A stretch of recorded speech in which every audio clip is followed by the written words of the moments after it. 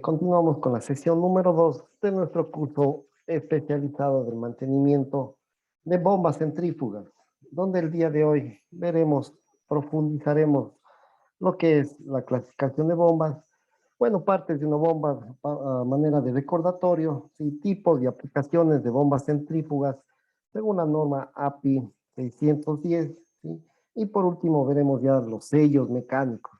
Estudiaremos cada uno de los sellos mecánicos que nos indica, de acuerdo a los planes RAPI 682, simplemente la configuración para la refrigeración, ¿sí? De estos sellos mecánicos, porque recordemos que tiene, para poder hacer ese sello, hay una parte estática y una parte móvil que están en rozamiento, y por lo tanto, ese rozamiento va a producir calor, y entonces eso tenemos que tener precauciones y para ello se han creado los planes API 682, tanto para la lubricación, para la refrigeración, como para su limpieza también de estos tipos de sellos, debido a que muchas de las veces, pues el líquido, el fluido no es completamente limpio y por supuesto vamos a tener algunos inconvenientes.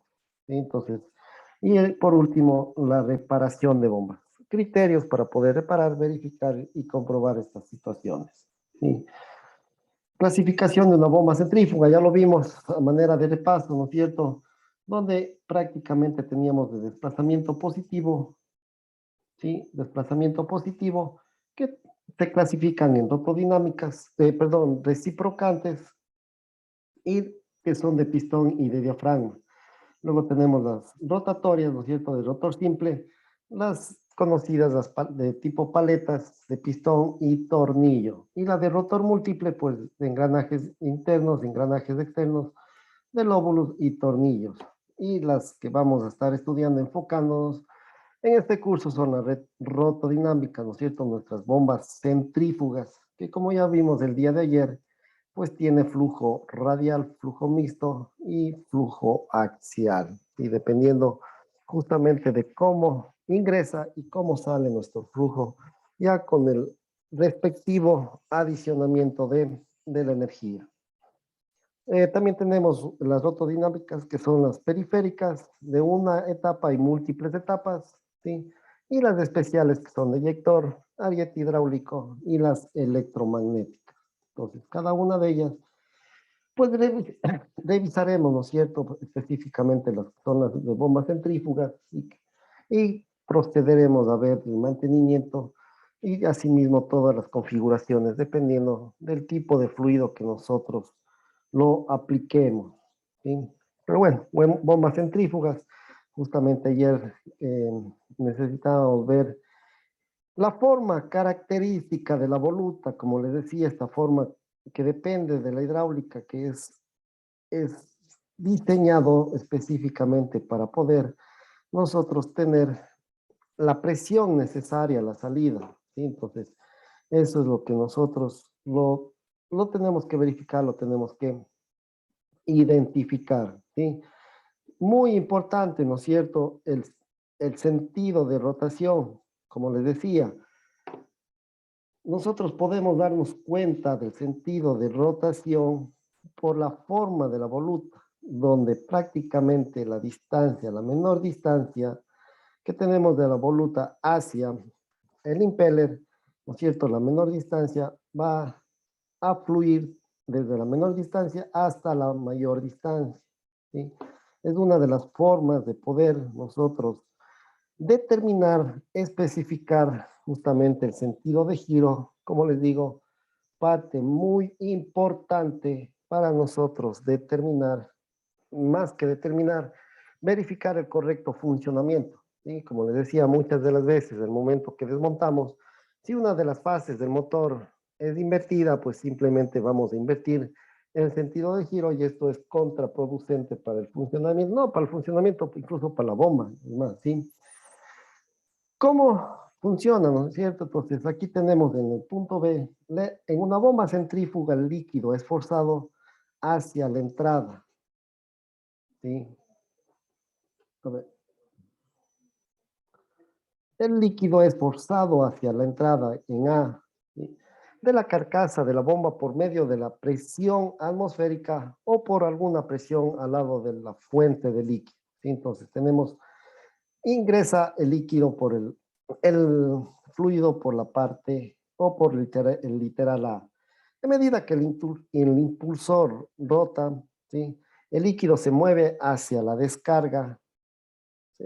hacia la descarga de la bomba, pero en este se crea la presión reducida, esta distancia reducida en el vacío de la entrada del impulsor A. ¿Sí? Es la forma por la cual se transforma la energía cinética en energía de presión para obtener la requerida en la salida, en la descarga. ¿Sí?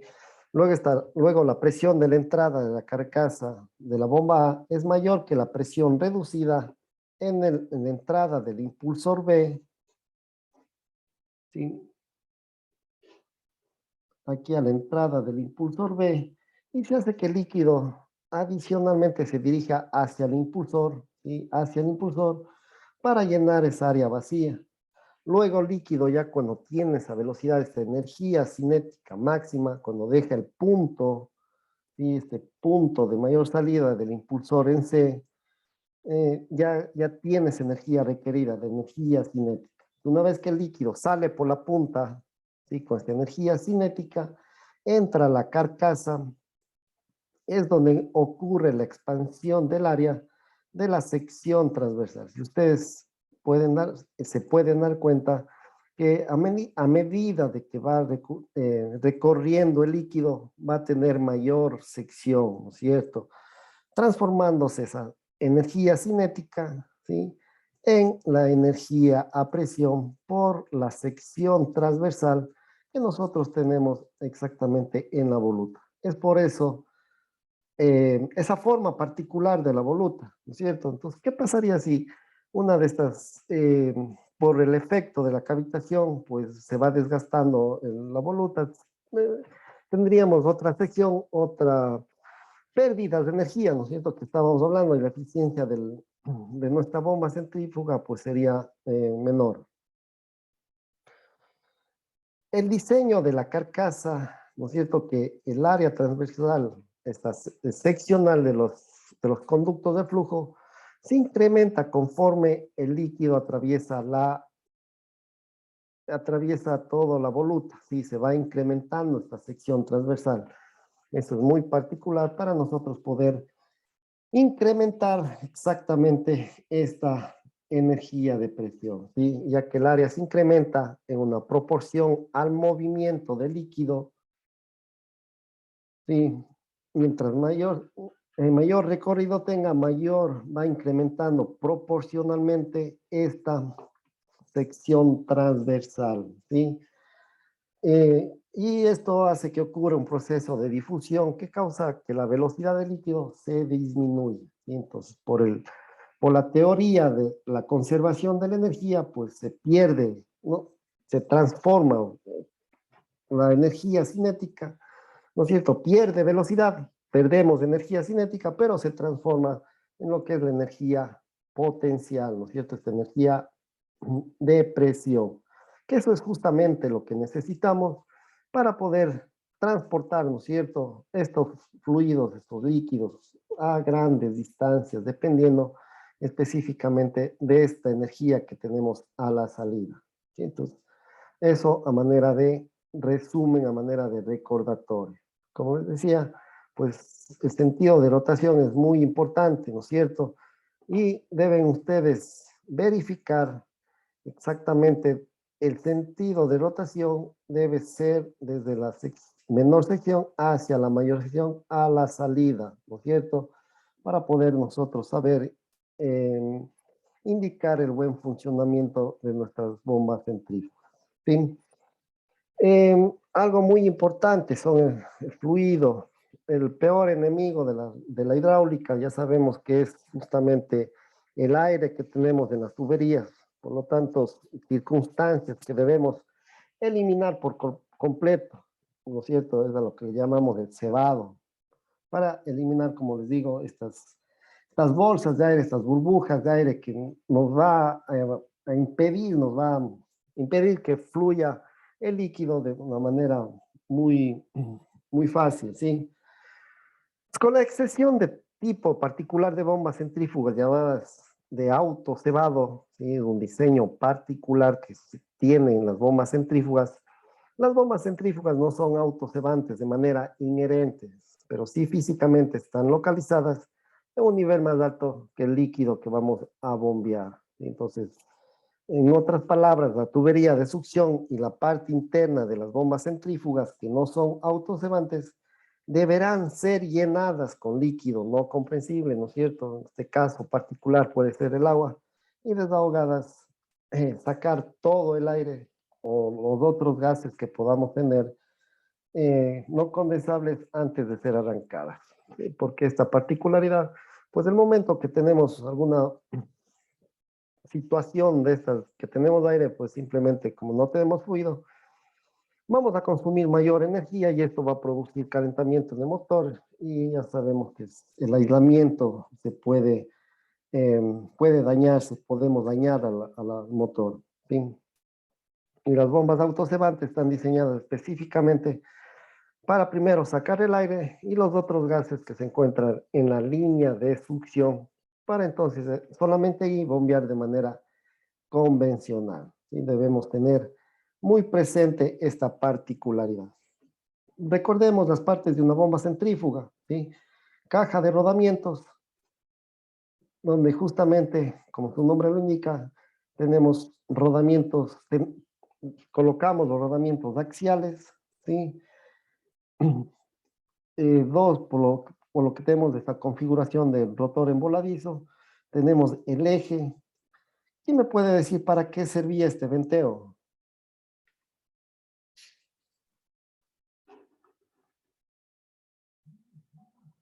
Es para que desfogue los gases que emite el aceite. Exacto, exacto. El venteo, ¿no es cierto? Sirve Ujú. para eliminar esos gases y no obtener presiones internas en la caja de rodamientos. Sí, porque Ujú. recordemos, muchas gracias, compañero, por la respuesta.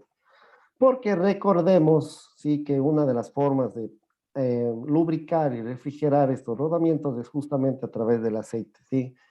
Y por supuesto, el nivel es muy importante, por lo que necesitamos verificar, monitorear esta situación, ¿no es cierto? El nivel del aceite para tener una correcta lubricación, ¿sí? Lubricación y justamente asimismo refrigeración de nuestro aceite. Esto en primera parte, ¿no es cierto? Le voy a envolver porque esto, como les digo, debemos conocer todos sus componentes, ¿sí?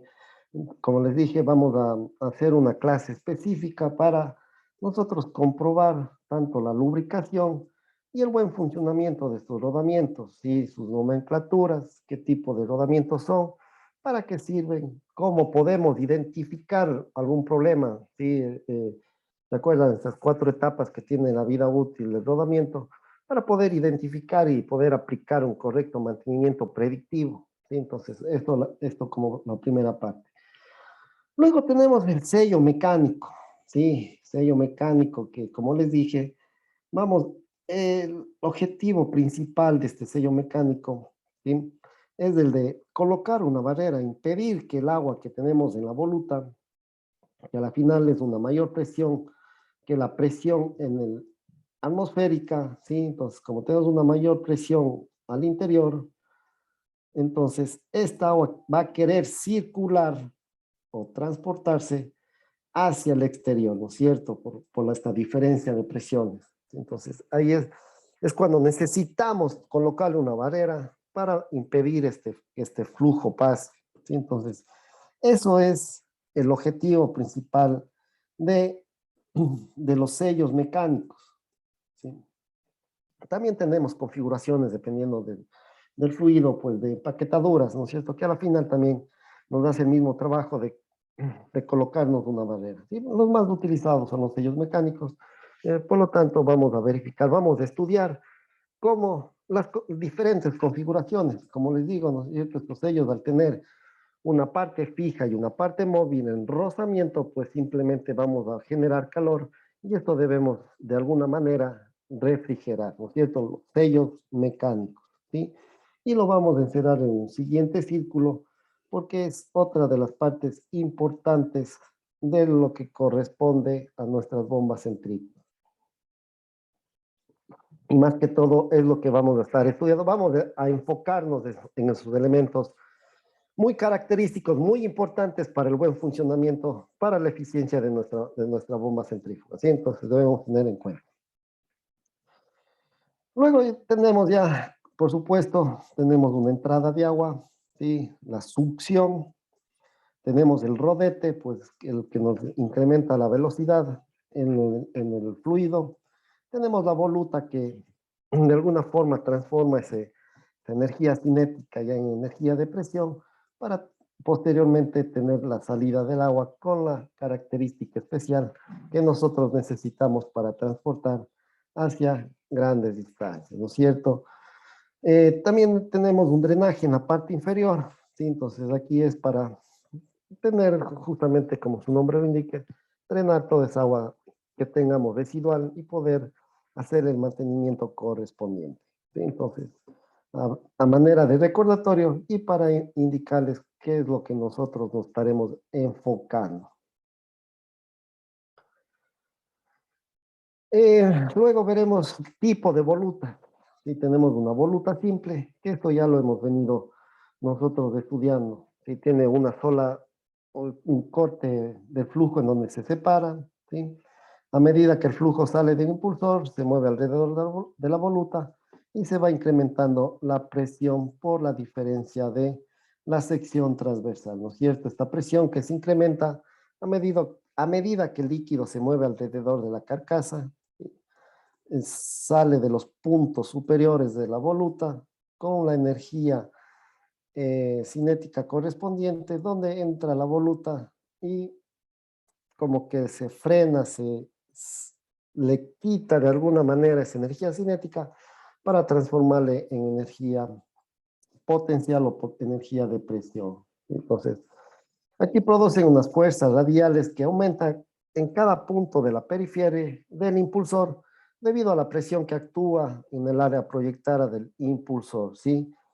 Sumamos todas estas fuerzas, ¿sí? Todas esas fuerzas vamos a sumar y obtenemos una fuerza resultante, ¿sí? Una fuerza radial que se produce, una fuerza radial neta que debería ser transportada por el eje y el sistema radial de los rodamientos de la bomba, ¿sí?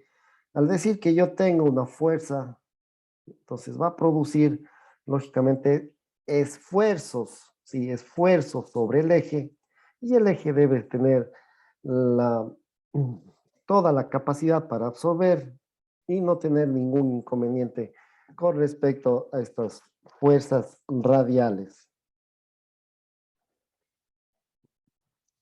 La voluta con difusor, ¿sí? Son diferentes tipos de volutas que podemos nosotros eh, implementar o utilizar dependiendo de las características especiales de cada uno de los fluidos. Como ustedes pueden ver aquí en el gráfico, tiene una disposición más compleja que consiste en múltiples trayectorias. ¿Sí?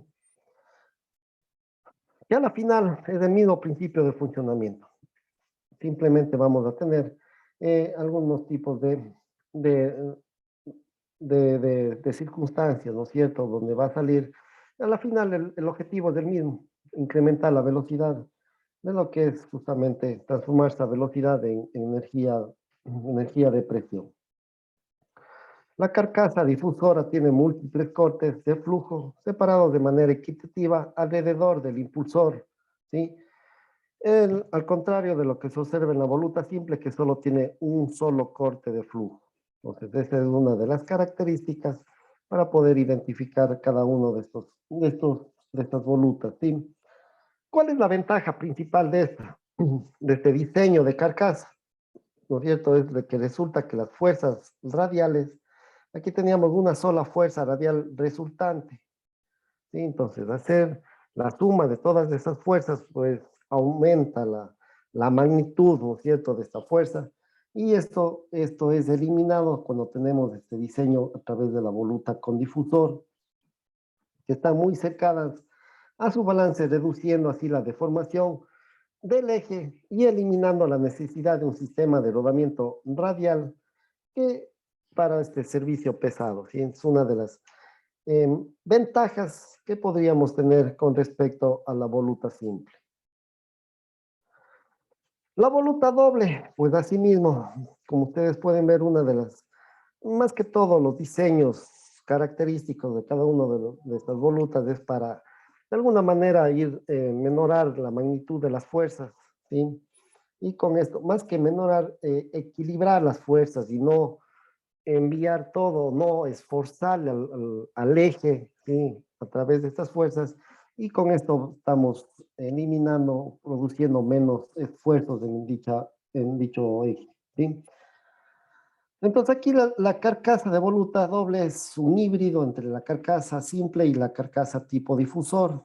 Entonces, este diseño de carcasa, pues la voluta se divide, ¿no es cierto? La única diferencia es este canal que tenemos en el medio, donde nos produce justamente dos cortes de flujo, ¿sí? El corte de flujo localizado a 180 grados del primer corte de flujo, ¿sí? Entonces, con esto, como les dije, vamos a de alguna forma equilibrar un poco estas fuerzas resultantes de estas fuerzas radiales resultantes. ¿Por qué radiales? Porque están perpendiculares a la línea de rotación. ¿Sí? Entonces, por eso es lo que le llamamos radiales. ¿Sí? Entonces, este diseño resulta en cargas radiales más bajas de las que se encuentran en diseños de la voluta sencilla. ¿Sí? Es el único objetivo, es la única diferencia de los tipos de diseños de nuestras volutas o nuestras carcasas. ¿Sí? Aquí por lo general utilizan carcasas de doble voluta para bombas más grandes de flujo más alto y para flujos mayores a 1500 galones por minuto. ¿Sí? Entonces, sí permitirá asimismo el uso de ejes más pequeños y rodamientos radiales con menor carga. ¿Sí? Entonces, reduciendo el costo incluso de estos rodamientos, más que el costo, la vida útil y los esfuerzos que vamos a generar en el eje y posteriormente en los rodamientos.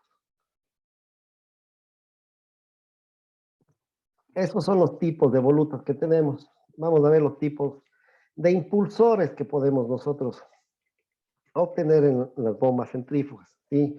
Tenemos de flujo radial, flujo mixto y flujo axial. Entonces, es simplemente cómo entra y cómo sale el flujo. Entonces, el flujo radial simplemente entra de una forma axial. ¿Sí? Axial, recordemos, porque está paralelo al eje, y asimismo tenemos la salida en una forma radial, perpendicular a la línea de eje. ¿Sí? Flujo radial. Flujo mixto, pues simplemente, ¿no es cierto? Entra de una forma axial el flujo, ¿sí? Paralelo al eje, y por supuesto tiene una un cierto ángulo, no está a 90 grados, y donde esta particularidad lo conocemos como flujo mixto. Y el flujo axial, pues simplemente entra de una forma axial y la salida lo tenemos de la misma forma, axial. ¿Sí? Entonces, esas son las configuraciones de los diferentes impulsores de impeller que nosotros tenemos en las bombas centrífugas. ¿Sí? Impulsores de flujo radial. ¿Sí? Entonces, como podemos ver, pues simplemente, y para recordarles, aquí tenemos la forma, ¿no es cierto?, cómo entra y cómo sale. ¿Sí? Entra en una forma axial y sale radialmente. ¿Sí? Aquí las bombas de este tipo, con estos impulsores de una entrada, por lo general tienen una velocidad específica menos de 4000 revoluciones por minuto. Y con impulsores de doble succión, tenemos velocidades específicas menores a 6000 revoluciones por minuto, características importantes para poder obtener o poder aplicar cada uno de los impellers que nosotros vamos a estar revisando de acuerdo a su configuración. ¿Sí? En este tipo de bombas, el líquido entra en el impulsor por el centro y se reparte de forma radial sobre la periferia, ¿sí? Radialmente. Los impulsores de flujo mixto, pues diseños, aquí prácticamente es por el diseño del impulsor o de la eficiencia, ¿no es cierto?, para poder obtener, a ver, el impulsor abierto. Este de aquí, así es un impulsor abierto. Este es un impulsor cerrado, sí, pero con una característica de flujo mixto. Configuración horizontal de succión, asimismo axial, y una succión vertical al fondo. Entonces, aquí, ¿dónde vamos a utilizar? ¿Para qué vamos a utilizar? Es muy importante saber, alta capacidad, hasta 70.000 galones por minuto, ¿sí? Y una baja, y la cabeza hasta 60 pies de altura, ¿no es cierto? Para poder aplicar este tipo de impulsores de flujo mixto. Los de flujo axial, sí, como ustedes pueden ver en la gráfica, pues es una bomba de este tipo, algunas veces llamadas bombas de propulsor, sí, tiene un impulsor que de entrada el flujo entra axialmente, sí, entra axialmente y la salida asimismo es de, la descarga también es de una forma axial, ¿sí? ¿Para qué vamos nosotros a utilizar este tipo de, este modelo particular de impulsores? Pues es un alto flujo, 200.000 galones por minuto, ¿sí? Y para bajas capacidades de cabeza, ¿sí? Es para incrementar el flujo, el caudal que nosotros vamos a tener. Los impulsores abiertos, sí, también tenemos otro tipo de impulsores. ¿Y para qué vamos a utilizar? ¿En qué circunstancias? ¿Sí? Simplemente maneja líquidos abrasivos, ¿no es cierto? Resistentes a que se atasquen, se queden en las aspas o en las paletas, ¿sí? Para un alto flujo, 200.000 galones por minuto y bajas capacidades de cabeza, son pequeños y económicos. Aquí el desgaste del impulsor y de las paredes laterales también disminuyen la eficiencia, que es lo que nosotros debemos controlar en todo tipo de máquinas, no solamente en las bombas centrífugas, ¿sí? Este impulsor, asimismo, es ajustable al espacio de la cubierta de la succión y el diámetro también puede ser ajustado para variar la capacidad, la cabeza, la altura, ¿no es cierto? Es directamente proporcional y a la energía que vamos a estar obteniendo. Entonces, esto sí nos permite hacer de alguna forma, pero variando todas esas características.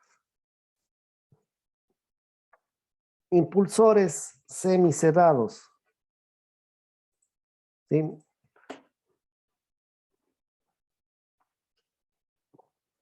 ¿Cuándo vamos a utilizar? ¿Por qué? ¿Y qué razones es para utilizar este tipo de impulsores? Son para productos fibrosos, ¿sí? Con o sin orificios de balance, ¿no es cierto? Al tener un mayor masa, pues mayor va a ser que vamos a poder tener este desbalanceo, ¿sí? Por lo tanto, debo balancear y para ello necesito yo colocar pesos de corrección, ¿sí? Pesos de corrección de alguna forma me equilibran las masas, me equilibra todas estas fuerzas y y tenemos la situación de un balanceamiento en el impeller, en el impulsor, ¿sí? El diámetro puede ser compensado, asimismo, todo lo que es diámetro, ¿sí?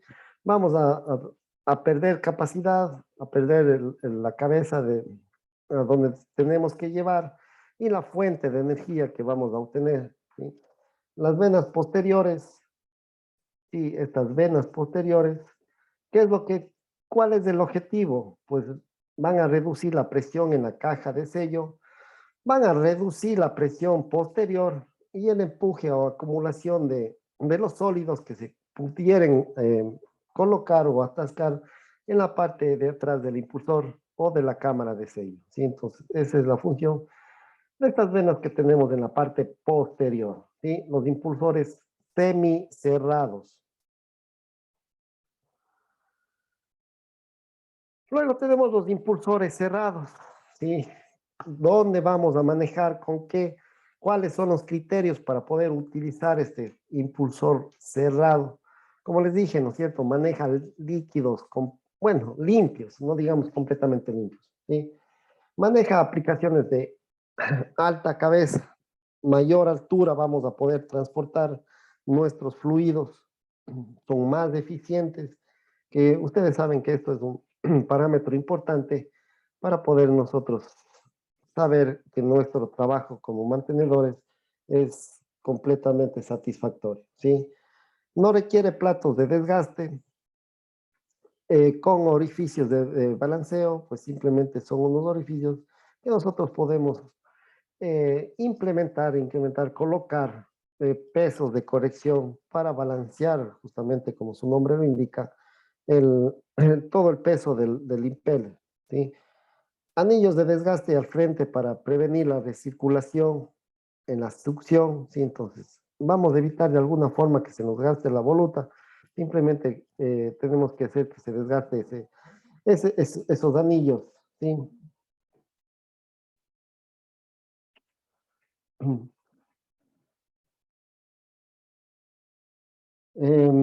Con o sin anillos de desgaste, atrás anillos de desgaste reemplazables para reemplazar otros y el diámetro puede ser ajustados para variar justamente la capacidad, ¿sí?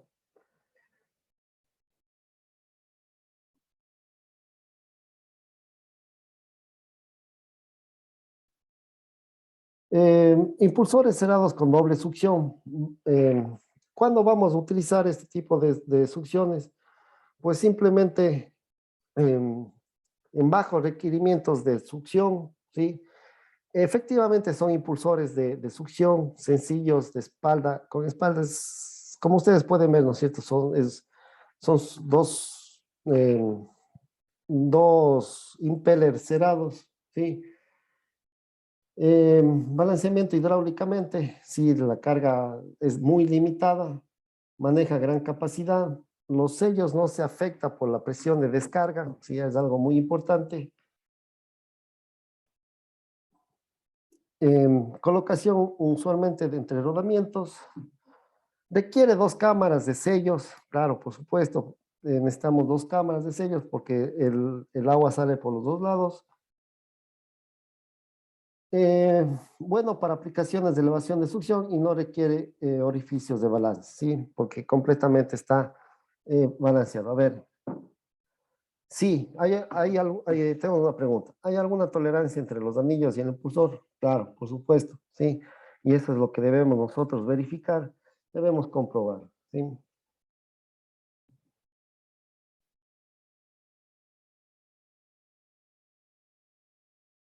Listo, hemos revisado todos los tipos de volutas, todos los tipos de impulsores. Y si ustedes pueden ver aquí, ¿no es cierto? Este es el anillo de desgaste. Aquí tenemos el anillo de desgaste, ¿sí? ¿Para qué? Para que justamente si tuviésemos algún desperfecto, un desbalanceo, pues simplemente no se desgaste, como se dice, ¿no es cierto?, en la voluta, sino ese es el objetivo, que se desgaste ese anillo.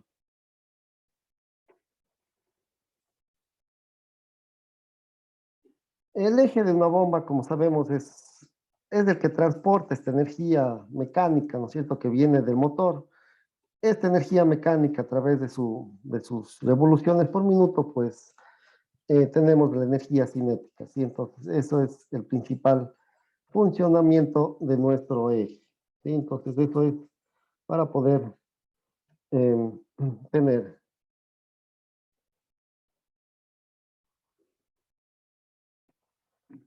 Y llegamos ya a lo que es el sello mecánico, ¿sí? El sello mecánico.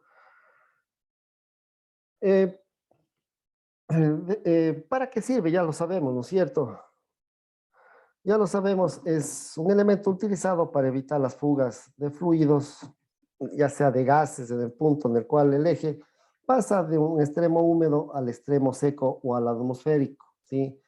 Que es justamente del extremo húmedo donde tenemos la cámara de volutas, ah, y un elemento, y el lado seco, ¿sí? Entonces ya sabemos que tenemos una mayor presión en el lado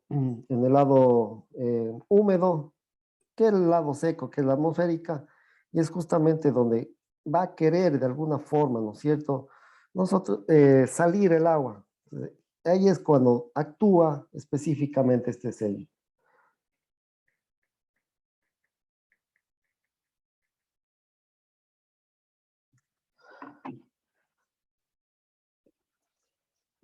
Tenemos dos partes características del sello, ¿no es cierto? La parte estacionaria, ¿sí? Que es un anillo, y la parte giratoria. A ver, tal vez alguna consulta. No. A ver, ya, listo. Continuamos. Sí. Este elemento para evitar las fugas, pues se utiliza en bombas, compresores, en otro tipo de equipo rotatorio, ¿no es cierto? El elemento rotatorio, sí, que a la final ustedes pueden ver que tiene un resorte que es para compensar el desgaste que vamos a tener justamente del sello. Recordemos que al tener una parte estacionaria en rozamiento con la parte giratoria, pues simplemente vamos a obtener desgastes, sí, y eso debemos evitarlo de alguna forma. Ah,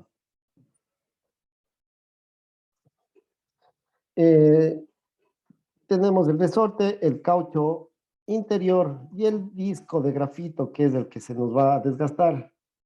Ah, Ingeniero, una pregunta. sí, Soy adelante. Ronald Domínguez. Eh, Adelante, Ronald. la pregunta es la siguiente. Este tipo de sellos lo ¿Ya? colocamos en bombas donde el producto es agua, es limpio, ¿verdad? Sí, sí, sí, porque realmente justamente esa pureza o simplemente si tenemos algún tipo de impureza en el agua, pues ¿qué nos va a efectuar? Pues se puede ingresar el contacto entre la parte estacionaria y la parte giratoria y eso va a ser totalmente desgastante, sí, eh, nos va a desgastar el disco de grafito. Exacto. Bueno, una pregunta relacionada con eso. Ingeniero, un ejemplo, Sí, adelante. que está transportando, una bomba que transporta productos como diésel, nafta. Ya, sí, sí. Este sello, este que estás viendo en pantalla, se puede colocar o hay que colocar un sistema de sellado con planes API? ¿Cuál es la Exacto. diferencia? O sea, ese sello que se coloca cuando colocan planes API, ¿es similar a este o es otro tipo de sello? Son similares a este, lo único que nosotros tenemos la diferencia con respecto a estos planes API, sí, y como bueno, y ya lo vamos a revisar, que básicamente nos da una disposición, nos da una idea de lo que es la refrigeración, ¿no es cierto? Porque si nosotros tenemos aquí contacto metal con metal, y esto va a producir calor, y si tenemos gases, combustibles, pues lógicamente vamos a tener un peligro, ¿no es cierto?, de tener alguna explosión. Entonces tenemos configuraciones, tenemos recomendaciones con respecto a los diferentes tipos de fluidos. Sí, y eso es lo que vamos a estar revisando a través de estas normas API. Estos planes API, perdón. Ok, Eh, gracias, eh, ingeniero. No tiene que. es- Ingeniero, Adelante. una consulta, para hacer una referencia, yo sé que este SEO mecánico es un SEO monorresorte, ¿no?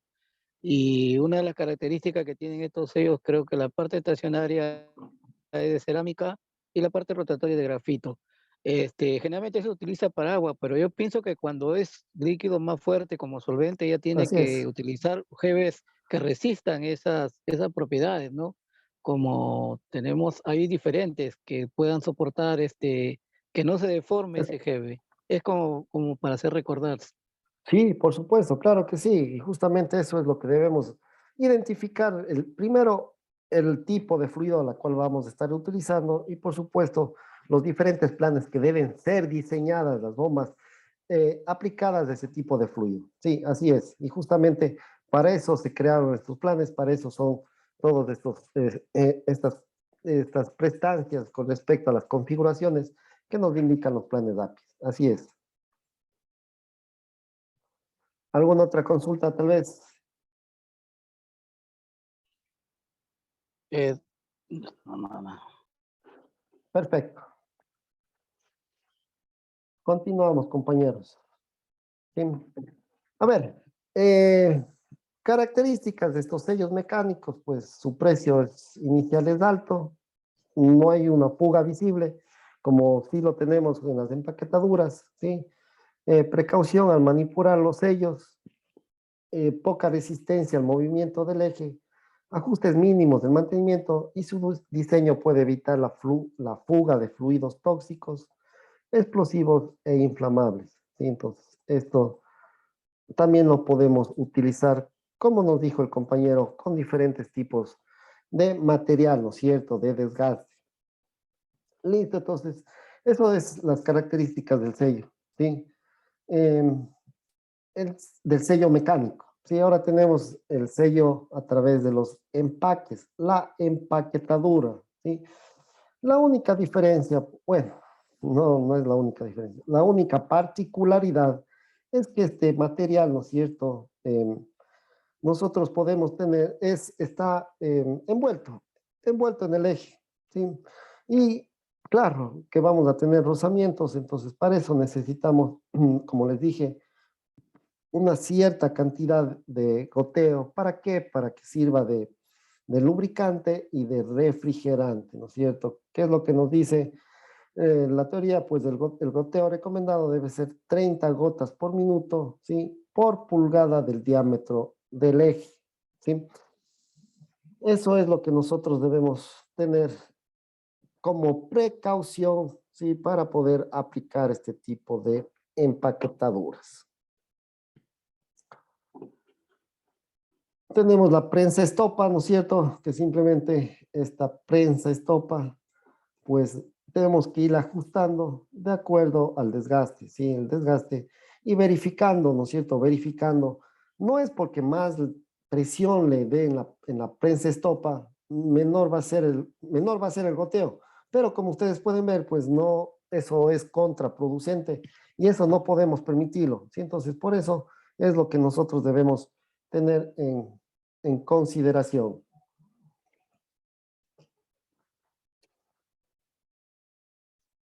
¿Qué características tienen estos tipos de empaquetaduras? Pues su precio inicial es bajo, no siempre tiene una fuga, ¿no es cierto?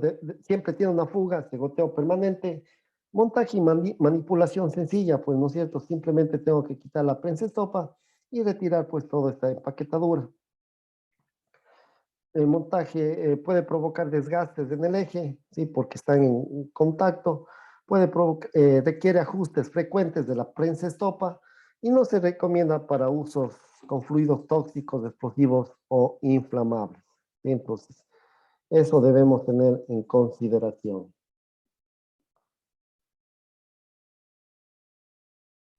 Ingeniero, una consulta. Adelante.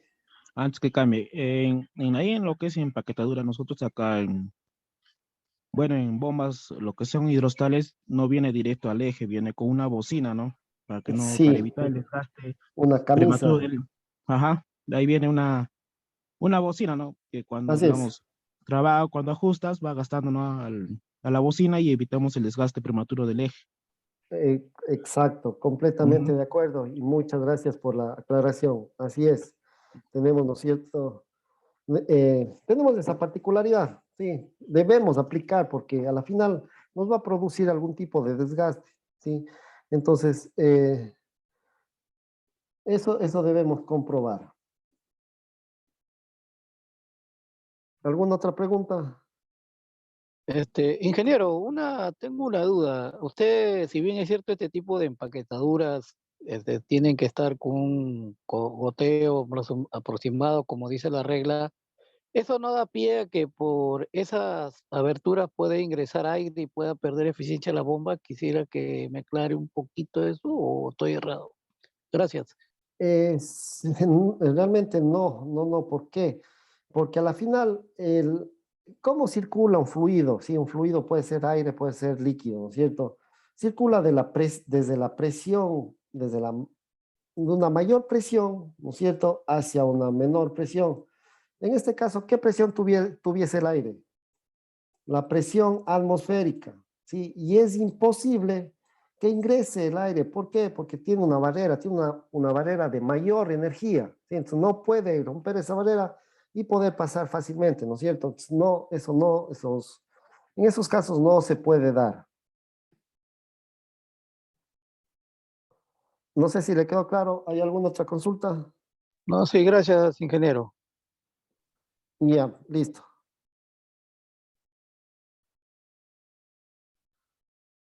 Bueno, rodamientos, vamos a verle muy superficialmente, porque como les digo, tenemos nosotros una sesión exclusiva para ver todo lo que es la numeración, el modelo, qué tipo de lubricación vamos a utilizar, cómo podemos identificar a través del análisis de vibraciones en qué etapa de la vida útil de este rodamiento está, ¿no es cierto?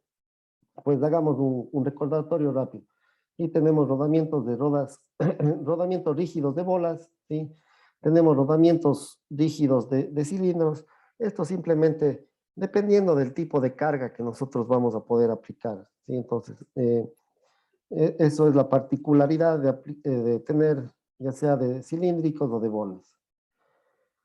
El retén, pues simplemente es para evitar que entren sustancias indeseadas hacia el interior, ¿no es cierto? Es un labio de guardapolvo que evita la contaminación hacia el interior, ¿sí? Este retén está montado en la parte fija de la máquina con el labio cargado en el resorte de contacto con el eje rotatorio, ¿sí? Con esto nosotros evitamos específicamente como les dije, alguna sustancia que pueda ingresar.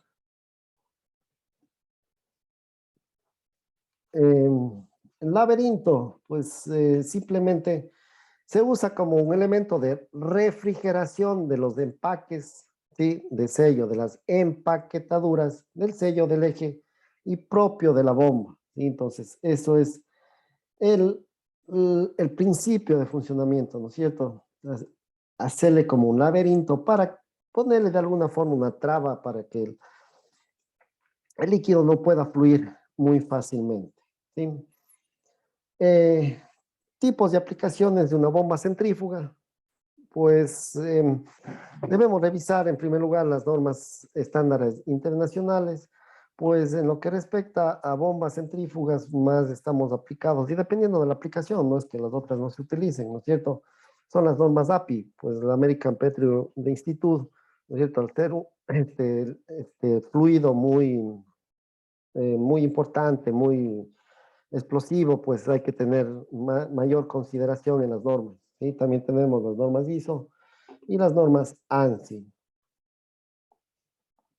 ANSI, pues es el Instituto Nacional Estadounidense, ¿no es cierto?, de estándares por sus siglas en inglés. Es una organización sin fines de lucro que a la final nos da unos parámetros necesarios para aplicarles a los diferentes tipos de bombas. En este caso, la norma que vamos a estar aplicando o que se aplica para las bombas, pues es el ANSI estándar, el B73.1M, ¿no es cierto? Que son para bombas centrífugas, ¿no es cierto?, horizontales y para procesos químicos. Las normas API, como le decía, sí, es el American Petroleum Institute, pues conocido comúnmente como normas API, de las que más aplicamos en lo que se trata fluidos, sí, por las exigencias que tenemos, pues simplemente incluso eso es lo que vamos a estar revisando posteriormente, sí. Pues la API 610, que es justamente la que es para bombas centrífugas para el petróleo, para la petroquímica y los gases naturales de la industria, ¿no es cierto? Eso es la que estaríamos verificando, la API 610. pues especifica esta norma API, la 610, asimismo nos especifica los requerimientos de las bombas centrífugas que vamos a utilizar en la industria petrolera, en la petroquímica y en los procesos industriales de gas, ¿sí? Pues la norma se va a aplicar también para los en cantilever, ¿no es cierto?, en voladizo, en bombas de entre rodamientos y bombas verticales suspendidas. Y aquí tenemos todas las clasificaciones, ¿sí? Si me permiten.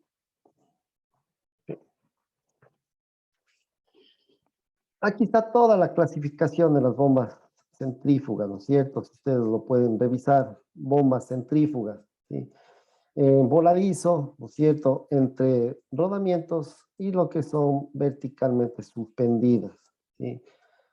En las que son en voladizo, pues tenemos de acople flexible, ¿sí? Y se dividen. A ver, aquí lo importante que quiero que tomen en cuenta, ¿sí? Es este número de aquí. No sé si alguien que trabaje con este tipo de bombas me puede dar razón de que este es el modelo con la cual se especifica en la placa de la placa característica, ¿sí? Entonces, nosotros debemos identificar este número y con este número ya podemos saber de qué tipo, de qué modelo nosotros estamos teniendo en ese momento, ¿no es cierto? Entonces, justamente eso es lo que deberíamos comprobar, ¿no es cierto? Tenemos todas, absolutamente todas las bombas y tenemos la OH, ¿no es cierto? Que es overhound o voladizo, ¿sí? El 11, que es una horizontal, la 12, que es una vertical, ¿no es cierto? La 00, que es un flujo axial, ¿no es cierto? La OH0, pues, es montada con una carcasa, ¿sí? Y así sucesivamente tenemos todo lo que son las OHs, tanto horizontales como verticales, ¿sí? La OH3 es una emboladizo vertical, ¿no es cierto? En línea, ¿sí? La OH3. Y la OH3 pues es con una succión en el final. ¿Qué más tenemos? Tenemos entre rodamientos, ¿sí? Tenemos de 1 y 2 etapas, pues con un split axialmente, que es la BB1. Tenemos de 1 a 2 etapas con un split radialmente, ¿no es cierto? La BB2. Tenemos de múltiples etapas, ¿sí? Un split axial BB3, ¿sí?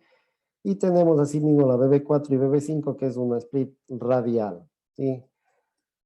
Luego tenemos las bombas verticalmente suspendidas, ¿sí? Tenemos las sumergibles, la BS0, tenemos con columna de descarga, ¿sí? Con un difusor, la BC1, con una voluta de BC2, ¿sí? Flujo axial, la BC3, tenemos con una descarga separada la descarga, ¿no es cierto? Con la línea del eje, la BS4, ¿sí? En cantilever, la BS5, tenemos de doble carcasa, con difusor la BC6, con una voluta de BC7 y con difusor la BC8, ¿no es cierto? Estos son todos los modelos que nosotros podemos tener en lo que respecta a nuestras bombas centrífugas, ¿no es cierto? De acuerdo a la norma API 610, ¿sí? Consultas.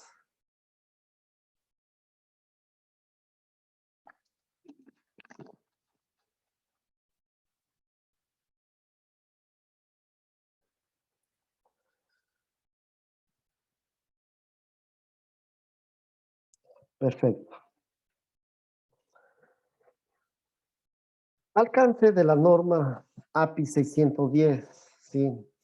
Cuando yo digo que es una bomba tipo OH1, pues yo ya estoy indicando de qué tipo de bomba es, ¿sí? Si vamos a nuestra clasificación, ¿no es cierto? Es toda la norma API, ¿sí? Ustedes lo pueden verificar, lo pueden comprobar en sus diferentes puestos de trabajo a qué diseño corresponde, o qué tipo de bomba tenemos, ¿no es cierto? Solamente con el código API, ¿sí? Entonces, tenemos la OH1, ¿no es cierto? Que es una bomba en cantilever de una sola etapa con un pie de apoyo, ¿sí? La OH1, como ustedes lo pueden verificar, ¿sí? Sus medidas son normalizadas, se puede intercambiar bombas sin modificaciones. Todo, absolutamente todos los fabricantes tienen que atenerse a aplicar todas las normalizaciones, medidas normalizadas que tenemos para la fabricación. Tenemos de impulsor abierto o semiabierto para manejar sólidos de suspensión, ¿sí? Bueno, aquí tenemos dos proveedores, que es Durco y Golds. Son soportes de cojinete de hierro fundido, base de chapa plegada, bases antivibración o poliméricas, ¿sí? Muchas metalúrgicas disponibles, además de versiones no metálicas, ¿sí? Entonces, la OH1.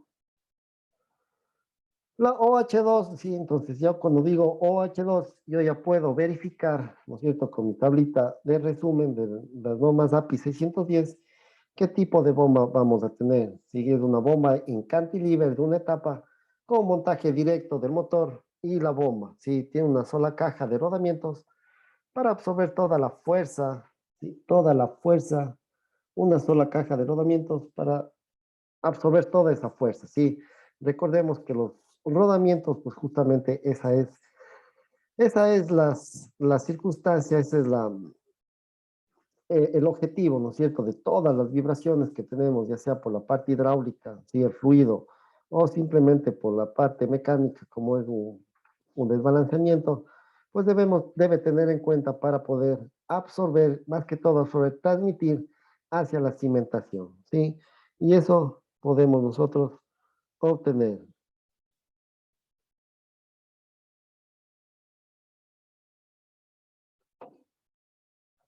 Utilizadas en la industria petrolera, sí, son medidas, no son normalizadas, las bases se hacen a la medida, tienen impulsores cerrados con anillos de desgaste, ¿sí?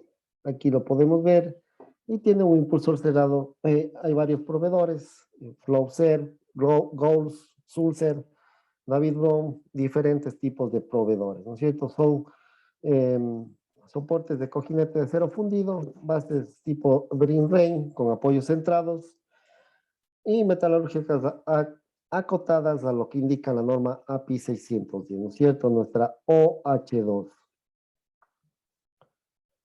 La OH3, pues una bomba vertical en cantilever de una etapa con disposición vertical en los rodamientos, ¿no es cierto? Aquí, bueno, para el análisis de vibraciones debemos tener otro tipo de análisis, como valga la redundancia, porque las fuerzas de falla pues están en otras direcciones y eso es lo que debemos identificar, ¿sí? Entonces, la OH3. La OH4, pues una bomba vertical, asimismo en cantilever, ¿sí? ¿Sí? De una etapa con acople rígido, pues la bomba tiene un eje acoplado rígidamente al eje del motor, ¿sí? La OH4. La OH5, pues de una etapa con acople encerado, ¿sí? Y la bomba con acople encerado tiene un rodete montado directamente a su eje, ¿sí? La OH5. La OH6, como ustedes pueden ver, pues desde una etapa, bomba en cantilever de una sola etapa con incrementador de alta velocidad. Sí, recuerdan, mientras mayor es la velocidad, mayor va a ser la energía que yo voy a implementar en lo que es eh, implementar mayor presión. ¿Sí? Bomba tipo BB1, ¿sí? Bomba entre rodamientos de una o dos etapas con una carcasa partida a lo largo de su eje. ¿Sí? Entonces, simplemente, como pueden ver, pues su voluta o su carcasa está bipartida. La BB1. La BB2, asimismo, es una bomba entre rodamientos. ¿Sí? Tenemos el rodamiento tanto a la izquierda como a la derecha, de una o dos etapas, con la carcasa asimismo bipartida, ¿sí? Perpendicularmente al eje, como características de la BB2. Bombas multietapas entre rodamientos, ¿no es cierto? Entre rodamientos, por eso es BB. con la carcasa partida a lo largo de su eje también, ¿sí? Multietapa, ¿sí? Como pueden ver, multietapa tiene varios sistemas o varios impellers, ¿no es cierto? Cada una de ellas le llamamos una etapa. La bomba tipo BB4, ¿sí? Bomba multietapas entre rodamientos, asimismo, de carcasa partida radialmente. Y estas bombas son también llamadas bombas de anillos seleccionadas, ¿sí? Multietapas, como ustedes pueden ver, diferentes tipos de impeller, números de impeller, ¿sí? Cada uno de estos es una etapa.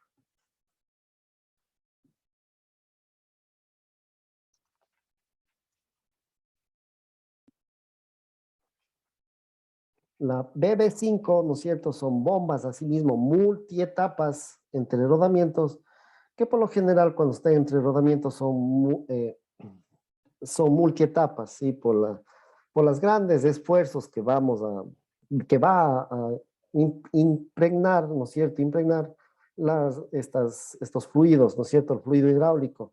Y es por eso que tenemos doble entre rodamientos, ¿sí? La BB5. La bomba tipo BS1, ¿no es cierto? Bomba vertical suspendida de simple carcasa, una sola carcasa, con difusor, con la descarga a través de la columna. Entonces aquí tenemos la descarga a través de la misma columna, ¿sí? La BS1. La BS2, asimismo, es una bomba vertical suspendida de simple carcasa de voluta con la descarga a través de la columna, de la misma forma, ¿sí? La BS3, pues bomba vertical suspendida de simple carcasa, ¿no es cierto? Es una sola carcasa de flujo axial con la descarga a través de la columna, ¿sí? Como ustedes lo pueden ver aquí, BS3. La BS4, pues bomba vertical suspendida de simple carcasa de flujo axial con la descarga a través de la columna, ¿sí? La BS4.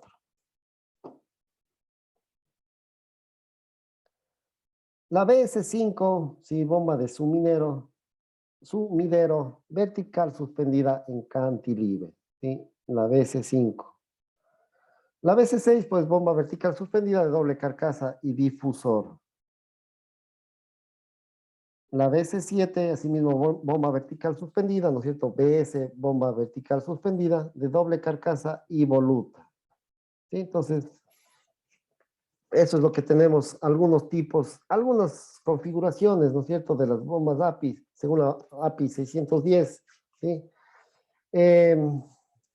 La bomba tipo OH2, ¿sí? Tal vez algún compañero conozca otro tipo de bomba, ¿no es cierto?, de acuerdo a la norma API 610.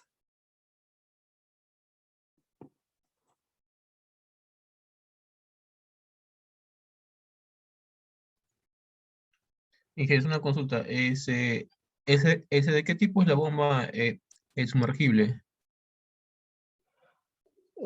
La sumergible, si nos regresamos, ¿no es cierto?, a nuestra clasificación, ¿sí? Es la BS0, sumergible. Sí, aquí tenemos absolutamente todas las configuraciones de nuestras bombas centrífugas. ¿Y las bombas de vacío? Las bombas de vacío, bombas centrífugas de vacío, pues tenemos difusor, volutas, pues no tenemos en la clasificación según la norma API 610, ¿sí? Este cuadrito que ustedes ven aquí es el resumen, es toda la norma API 610, ¿sí? Si ustedes no encuentran ese modelo, pues no son aplicables, ¿no es cierto? ¿Y dónde aplicamos estas bombas sumergibles API?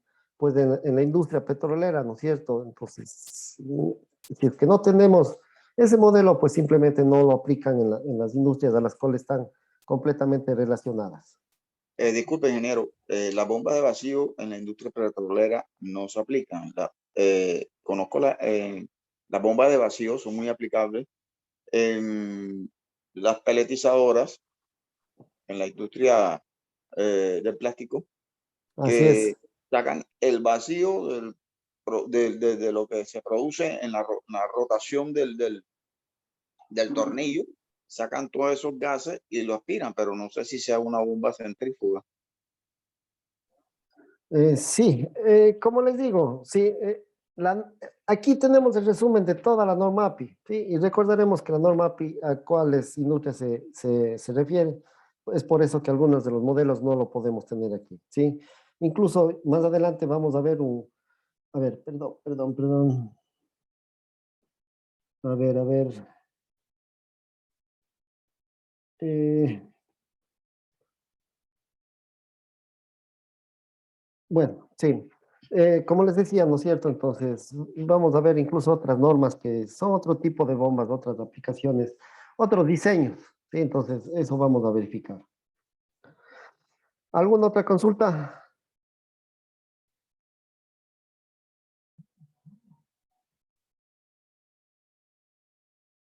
Perfecto, compañeros. Y es una consulta, para las bombas, de, hay, hay de combustible, hay de CR500, hay el es residual, por ejemplo, son usadas ahí para alimentar ahí a los calderos, que sé qué Ya, tipo sé qué tipo de ahí pertenece, porque no lo veo ahí en la norma. en la norma API 610, si no lo tenemos ahí, nos revisaremos otro tipo de normas, ¿no es cierto? Ya vamos a ver también otra norma que nos puede hacer relación a los tipos de bombas que nosotros tenemos, no solamente en esa industria petrolera, ¿no es cierto? En otras aplicaciones. ¿Alguna otra consulta, compañeros?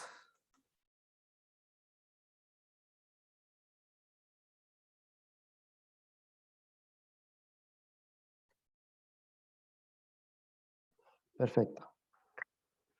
Bueno, ya sabemos que el tipo H2, nosotros solo decir bomba o H2, pues estamos haciendo referencia, ¿no es cierto? Ya a qué tipo de bomba es, ¿sí? Entonces, eso deben tener muy presente, ¿sí? Bueno, a diferencia de una bomba química, a, a través de la norma ANSI, como les estaba comentando, ¿no es cierto? Esta bomba está diseñada para aplicaciones no corrosivas de alta temperatura y presiones, además de que se incorpora un impulsor cerrado con orificios de balanceamiento, ¿sí? Para un mejor eh, aplicación del balanceo, ¿sí? Bombas para trabajo pesado a temperatura y a presiones altas, bombas basado de una línea central, ¿sí? Diseño de altas temperaturas, minimiza el esfuerzo de las tuberías, impulsor cerrado con barrenos de balance y modera la presión de la cámara de sello, ¿no es cierto? La bomba tipo OH2. Bueno, la BB1 pues es una bomba bipartida, ¿sí? Como ustedes pueden ver, donde tenemos como aplicaciones velocidades altas hasta 7000 revoluciones por minuto y presiones asimismo hasta 2000 PSI, ¿no es cierto? PSI, 2160 PSI. Y esto es, como ustedes pueden ver, el gran tamaño que tenemos de estas bombas, ¿no es cierto? La gran energía que vamos a incrementar, sí, ¿no es cierto? Hablando de la presión, energía de presión. La bomba API bipartida de doble succión, sí, esta es la BB1 o la BB3, asimismo es para 2160 PSI y altas velocidades hasta 7000 revoluciones por minuto, sí. Capacidades hasta 13.000 galones por minuto y cargas podemos llevar hasta 7.000 pies de altura, este tipo de bombas. Y ustedes pueden ver estas configuraciones, estos accesorios, ¿no es cierto? ¿De qué será?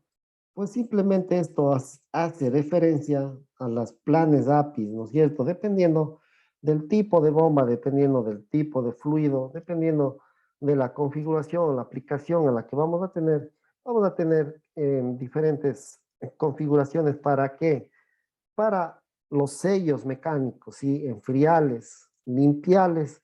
Pues eso es el objetivo de los planes APIs, ¿no es cierto? Para poder realizar ese tipo de trabajos. La bomba API horizontal bipartida, asimismo, ¿no es cierto?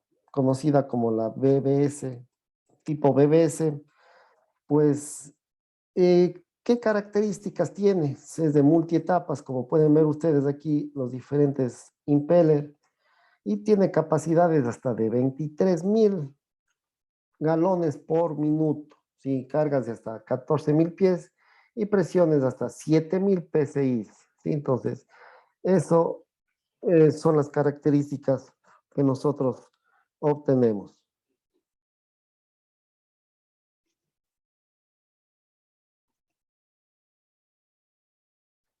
La bomba vertical, ¿no es cierto? La sumergible multietapas tipo turbina, ¿sí?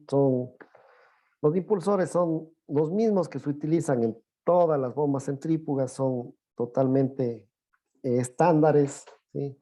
El difusor tiene álabes múltiples para poder hacer esta multietapa de bombeo.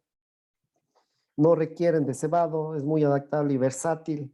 Y las bombas de turbina vertical utilizan rodamientos múltiples de buje, ¿sí? Porque aquí tenemos qué tipo de cargas vamos a tener, pues una carga axial, ¿sí? Entonces, y justamente, como les dije, dependiendo de la carga que vamos a aplicar, también utilizaremos los diferentes modelos de rodamiento, ¿no es cierto? En este tipo va a ser carga axial, pues utilizaremos esos rodamientos específicamente para este tipo de cargas. Y como pueden ver, si llegamos a una bomba horizontal monoetapa, pero en este caso ya hacemos referencia a las normas ANSI, ¿no es cierto? Conforme a la norma ANSI estándar, la B73.1M, ¿sí? Tenemos esta bomba horizontal. Para líquidos abrasivos y corrosivos, ¿sí? Disponible en gran variedad de materiales, opciones de diseños de impulsores, temperaturas máximas de trabajo hasta 3,500 grados Fahrenheit y diseños especiales hasta 5,000 grados Fahrenheit. Sí, al compañero Daniel, ¿alguna consulta? Una pregunta respecto a la bomba anterior. A ver, Los que dicen ahí que tienen, he visto algunas que tienen algunos bujes, pero hay unas que no se lubrican, digamos, con grasa o con aceite, sino que el buje es autolubricante. Pero en este caso, ¿qué tolerancia debería de tener entre los bujes? Muchos me han manejado que son 5 centésimas. No sabría ahí el dato. ya, sí, por supuesto. Como les digo, ¿no es cierto? Las configuraciones de toda la lubricación, en este caso de los rodamientos, pues varía dependiendo del fabricante, del diseñador. Sí, aquí necesitamos tener grasa, sí. Y los bujes, por supuesto, los bujes que me permiten un deslizamiento axiales, perdón, radiales, ¿no es cierto? Movimientos radiales, pues asimismo debemos tener tolerancias de milésimas hasta máximo de 5 milésimas de pulgada. ¿Por qué? Porque justamente para evitar, mientras por el largo del eje, pues cualquier desplazamiento, vamos a tener en la parte superior vamos a tener un desplazamiento mayor en la parte inferior, ¿no es cierto? Produciendo, ¿no es cierto? Produciendo grandes daños en lo que es los impellers y por supuesto las volutas, ¿sí? Entonces, eso sí debemos ser completamente, las tolerancias son muy exigentes con lo que respecta a esos bujes, ¿sí? Evitar esos movimientos, ¿no es cierto? Esas vibraciones que a la final nos va a producir en la parte inferior, como les digo, mayor vibración. Sí, con eso podemos llegar incluso hasta un fenómeno de resonancia y, y la resonancia no es otra cosa que la amplificación de las señales de vibración y eso es lo que realmente produce daños en las máquinas. ¿Sí? No sé si le quedó claro. ¿Hay alguna otra consulta? Gracias. Perfecto. Ingeniero, en este tipo de bomba vertical, la anterior, perdón, la anterior, disculpe. ¿Es aparente para bombear ácidos? Bueno, no La- por lo que son no, sumergibles. la siguiente bomba, disculpe, ingeniero. La bomba Esta, roja, esa bomba, la bomba monoetapa. ya.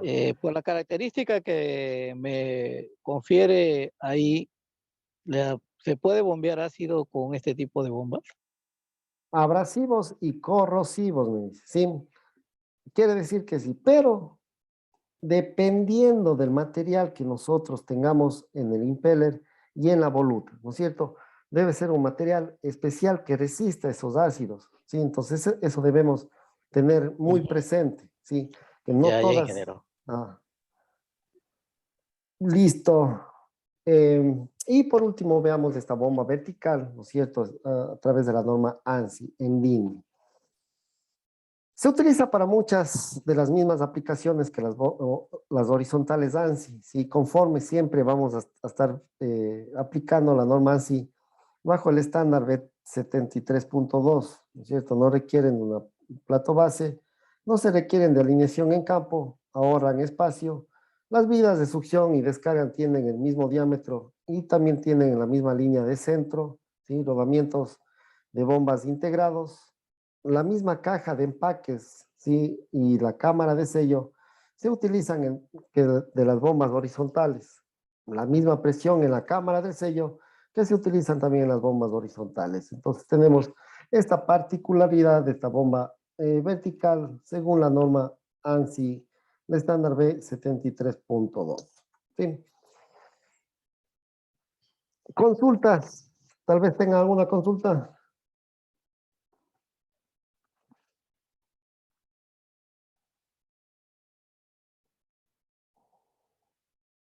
Perfecto. No.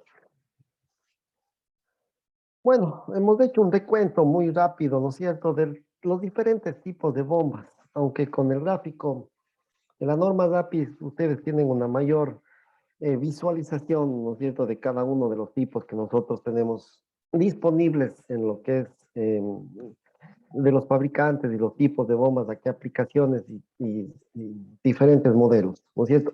La mayoría de modelos. Recuerden bien, ¿no es cierto? Normas API 610. Ahora vamos a ver otra parte importante de de la configuración de las bombas centrífugas, pues son los sellos mecánicos, ¿sí?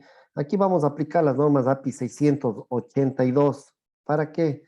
Como les dije anteriormente, son disposiciones, son incluso sistemas externos, ¿no es cierto? Dependiendo de la aplicación que vamos a tener en los sellos, en las bombas, en el fluido, ¿sí? De pronto, grandes, eh, grandes temperaturas.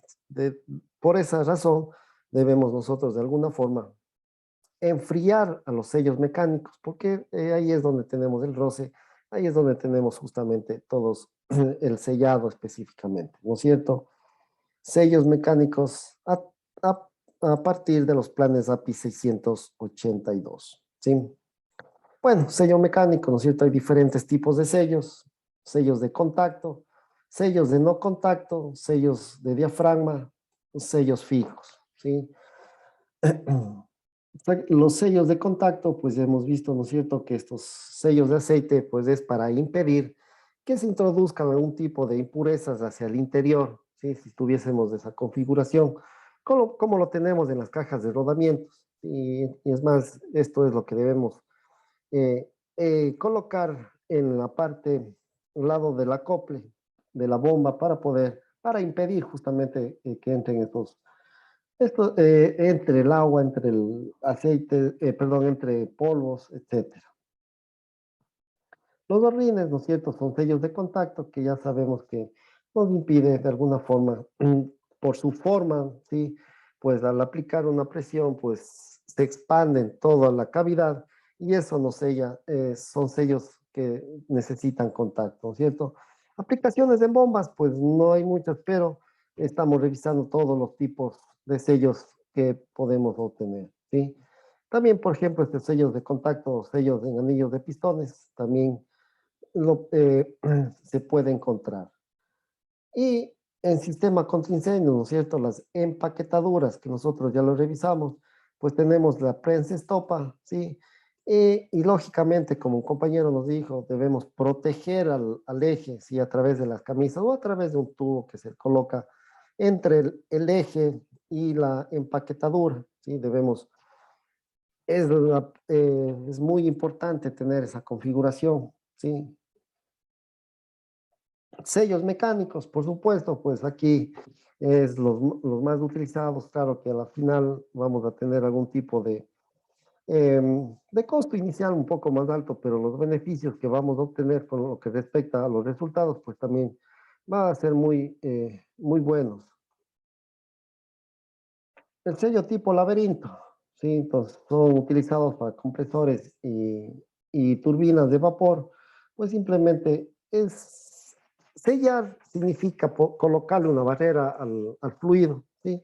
Y este tipo de laberinto, pues eso es lo que está haciendo. Bueno, sellos de no contacto, sellos de gas, pues al tener un no contacto, pues simplemente estamos diciendo que de pronto tenemos mayor vida útil por no tener esa configuración, pero son utilizados para otro tipo de fluidos, en este caso para compresores, ¿no es cierto? O sellos de gas. Los de diafragma, pues asimismo tenemos justamente el proceso de conexión, ¿sí? Y el sellado, el tipo diafragma. Acá tenemos un metal diafragma y el instrumento de presión para verificar justamente, monitorear justamente todos esos sistemas. Los guardapolvos, la misma configuración que la anterior, evitar que ingresen algún tipo de contaminantes hacia el interior, valga la redundancia, ¿sí? Guardapolvos de la misma forma, debemos impedir justamente todas estas sustancias que vayan hacia el interior, ¿sí? Empaquetaduras no metálicas, sellos fijos, pues en las bombas bipartidas es donde vamos a utilizar justamente este tipo de sellados, ¿sí? Donde prácticamente, dependiendo de la forma, y colocamos la tapa bipartida, y con eso tenemos un sello completamente fijo, ¿sí? Empaquetaduras metálicas, de la misma forma, dependiendo de la presión, pues simplemente cambiaría el tipo de la forma y el material.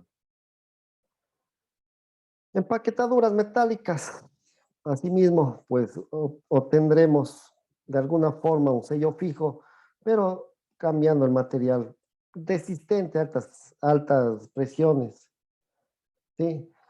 Y vamos ahora sí a estudiar lo que es el sello mecánico, ¿sí? Eso es lo que nosotros vamos a fijar. Incluso cuando ya tenemos una sesión exclusivamente para el sello mecánico, por la importancia, ¿no es cierto? Eh, por el daño que tenemos. ¿Por qué? Porque simplemente nosotros, al tener un contacto fijo y el otro móvil, pues simplemente vamos a tener rozaduras y eso nos va a ocasionar de alguna forma desgastes de los sellos, y que eso es justamente la característica, ¿sí?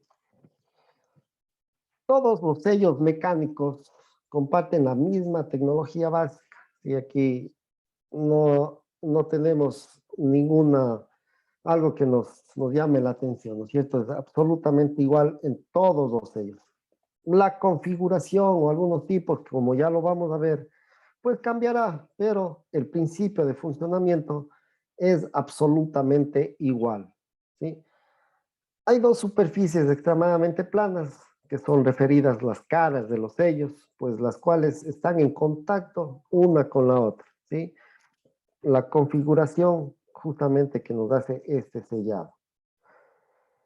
Una cara gira con el eje mientras que la otra permanece estacionaria. Sí, ese es el principio de funcionamiento.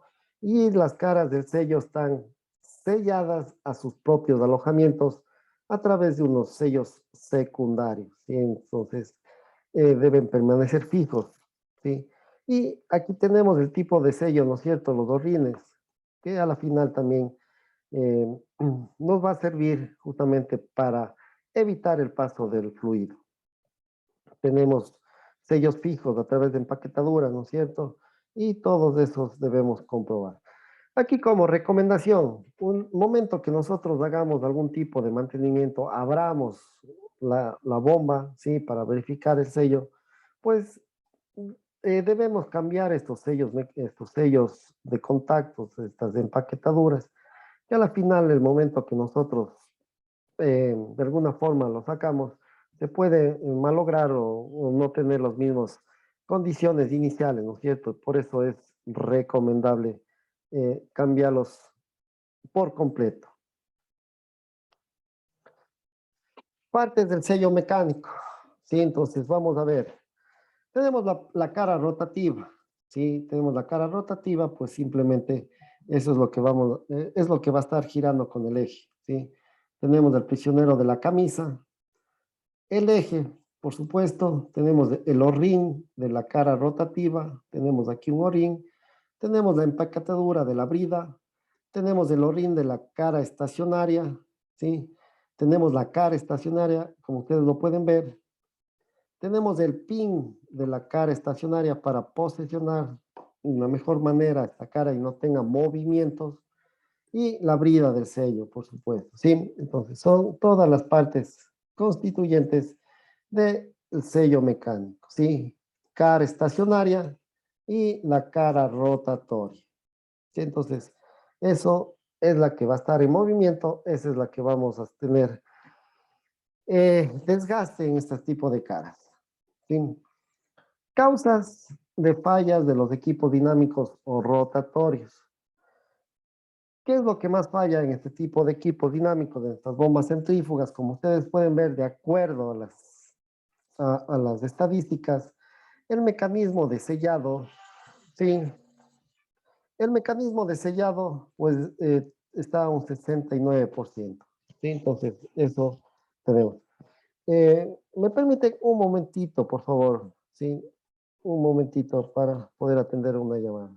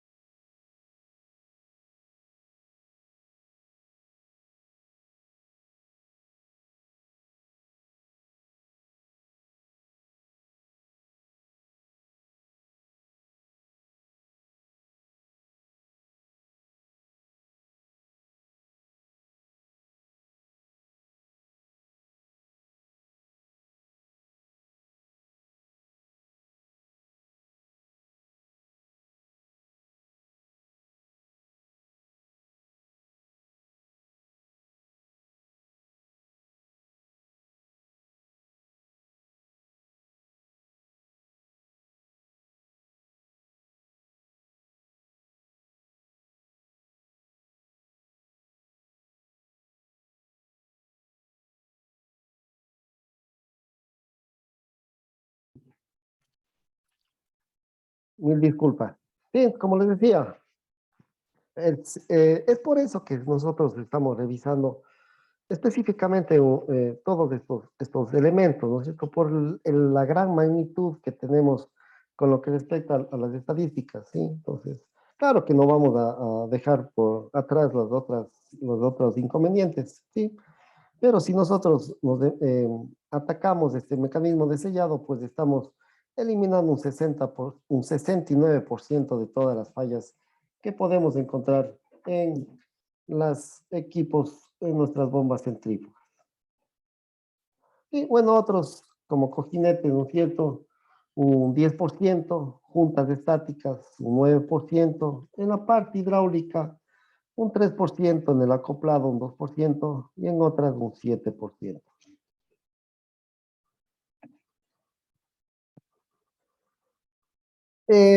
Causas de fallas asimismo de los sellos mecánicos, ya en específico, ¿no es cierto? Es el 79% que nosotros teníamos, pues fallas operacionales, como ustedes pueden ver, el 40%, sí, ni siquiera es en la parte de diseño, sí, es en la operación que nosotros tenemos. En el diseño del sistema, 19%, sí, en diversos, 8%, y en componentes del sello, 9%. Y en el diseño, específicamente en la parte mecánica, en lo que es el desgaste, pues es del 24%. Bueno, recomendaciones para la instalación. Debemos nosotros hacer caso de estas recomendaciones para no tener ningún tipo de inconveniente. Como ustedes pueden ver, pues las operaciones están en un 40% y eso también nos especifica, nos engloba a un mal montaje, ¿sí? Entonces tenemos que ver, leer y entender suficientemente los planos del fabricante, como les digo, para todo, absolutamente para todo el mantenimiento que nosotros apliquemos, ya sea predictivo, preventivo o el correctivo, siempre debemos tener presente de cómo funciona, de cómo está relacionado para poder dar los correctivos del caso de una mejor manera, ¿sí? Con los conocimientos del caso. Y por supuesto las instrucciones de montaje, que eso nos dará el fabricante, pues eso debemos de exigir que nos den para poder no tener ningún tipo de inconvenientes. Estas recomendaciones, estas instrucciones de montaje. Conocer los materiales con los que vamos a trabajar. Algunos componentes de los sellos son fabricados con materiales muy frágiles. Entonces, si tenemos algún desperfecto, si de alguna forma le golpeamos, pues vamos a malograrle al sello antes de su funcionamiento, ¿sí? Verificar que el eje, la camisa y la cara de la caja de empaques estén libres de rebabas, filos u otros defectos que podrían dañar a los empaques, ¿sí? Debemos comprobar absolutamente esa condición limpia donde va la empaquetadura. El acabado superficial recomendado donde trabajarán los empaques, pues será de 63 RMS, ¿sí? ¿Qué es lo que significa 63 RMS? ¿Sí? Y me permiten adelantarme unas láminas para poderles indicar qué es este factor o este valor RMS, ¿no es cierto? Que me dice que por sus siglas en inglés es el acabado superficial que se debe ofrecer después de un proceso de fundición, ¿sí? Como ustedes pueden ver aquí, me está pidiendo 63 RMS, ¿sí? Que más o menos el acabado superficial estará de esta manera, ¿sí? A pesar de que no existe una norma publicada sobre estos valores RMS, sí existen los parámetros que lo definen, y a continuación se muestra una imagen donde podemos apreciar, podemos verificar de alguna forma justamente qué tipo de acabado vamos a tener con lo que respecta a ese valor específico, ¿sí? 63 RMS. Vamos a proteger las caras de contacto de suciedad y golpes, ¿no es cierto? Tanto la cara fija como la cara móvil. Evitar el contacto de las manos con las caras de contacto y de ser necesario debemos limpiar estas caras con alcohol y un papel muy suave, ¿sí? Entonces, para evitar. ¿Por qué? Porque justamente si dejamos alguna partícula entre las caras, pues esto va a funcionar como le dije y nos va a desgastar automáticamente estas caras, ¿sí? Entonces, debemos tener mucha precaución. No debemos lubricar las caras de contacto, ¿sí? Debemos limpiar, como nos dice incluso con alcohol y un papel muy suave. Vamos a evitar al máximo la sustitución de componentes del sello, ¿sí? Por componentes usados, caseros o suplidos por terceros. El área del trabajo donde se ensamblan y se desamblan los sellos deben estar completamente limpios, ¿sí? No solamente para armar y desarmar estos elementos, sino para todos los trabajos que nosotros los realicemos. Verificar las dimensiones de la caja de estopas ensambladas contra las dimensiones del plano del sello, ¿sí? Y antes de instalar el sello, vamos a lubricar con grasa siliconada los empaques de la camisa o de la cabeza rotatoria para deslizar sobre el eje sin ningún inconveniente, sin ningún atascamiento, ¿sí? Eso es lo que deberíamos nosotros tener en consideración el momento que realicemos exactamente realicemos el montaje de nuestros sellos mecánicos o de las empaquetaduras. Debemos utilizar un plano para tomar la correcta posición de trabajo, ¿sí? Para poder montar estos sellos que no tienen cartucho, ¿sí? Los extremos de los ejes escalonados o resaltes por los que se desplazarán los empaques secundarios deberán tener un bisel, ¿sí? Un chaflán para colocar, para no tener, para colocar de una manera fácil, no de una mejor manera, ¿sí? Las secciones roscadas y cuñeros de los ejes deberán ser cubiertos o engrasados para evitar daños con estos empaques secundarios, ¿sí? Y asimismo los sellos deben ser empujados, no torsionados, y no debemos utilizar martillos. Eh,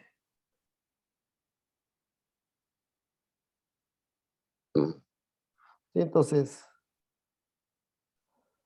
eh, verifiquemos que la posición de las conexiones de la brida coincidan con el plano y a su vez sea posible conectar las tuberías, ¿sí?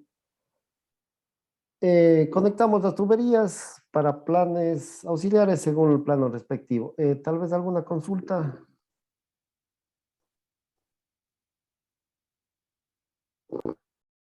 Perfecto, ¿no? Sí, eso debemos tener en consideración.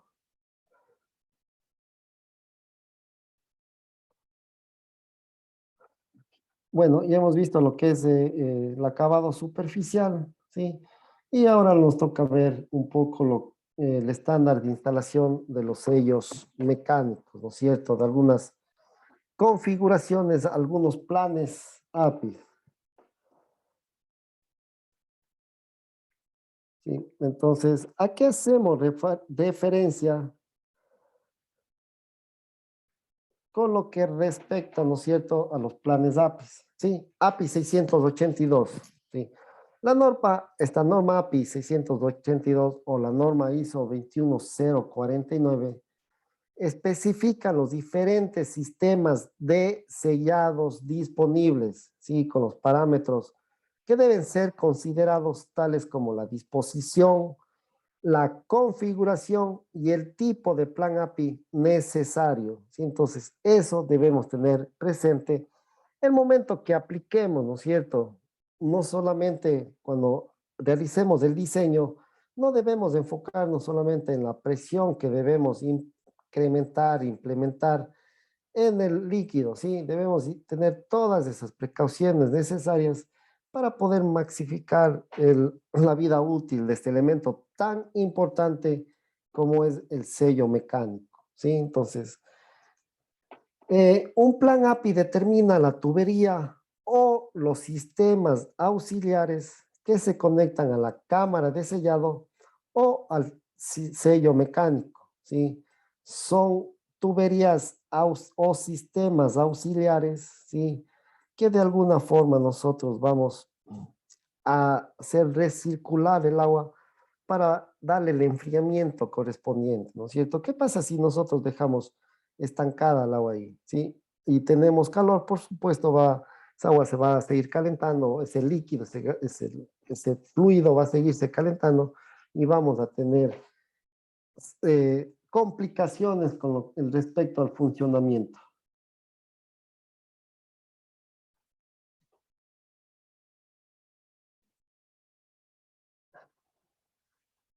Listo, comenzamos. Sí, vamos a revisar. Asimismo, muy rápidamente, porque esto lo revisaremos ya cuando estemos en el tema de los sellos mecánicos exclusivamente, ¿no es cierto?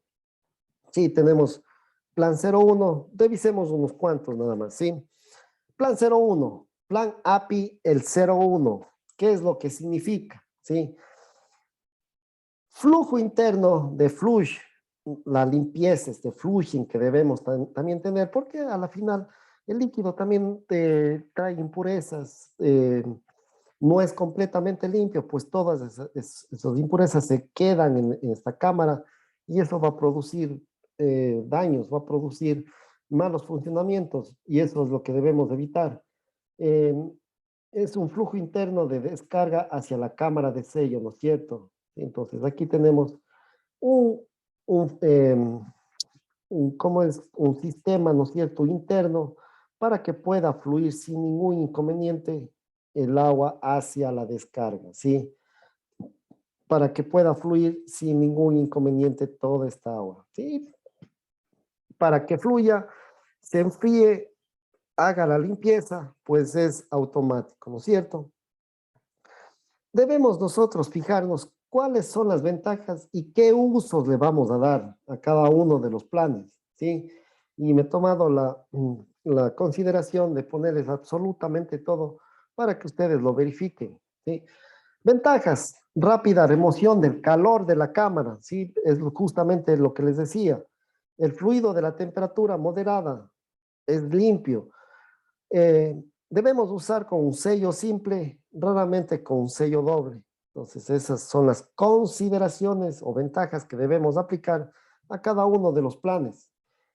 Los usos, ¿sí? Entonces, ya sabemos que cuando diseñemos, pues no solamente, como les digo, debemos de enfocarnos en la presión que vamos a tener, debemos de enfocarnos también en el sello mecánico, ¿sí? En el tipo de bomba que vamos a hacer, de acuerdo al plan API 610, y con eso ya tenemos los conceptos bien claros, y no solamente para el diseño, también para el mantenimiento. ¿Por qué? Porque, como les digo, si una mala aplicación de un plan API o una mala aplicación de un tipo de bombas, ¿no es cierto?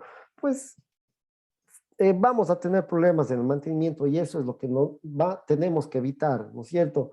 El mantenimiento no es solamente reparar, el mantenimiento también es evitar las causas raíces, eliminar por completo las condiciones que nos están ocasionando sus problemas con lo que respecta al funcionamiento, con lo que respecta justamente a la eficiencia del trabajo que quiero realizar. Entonces, todo eso debemos comprobar.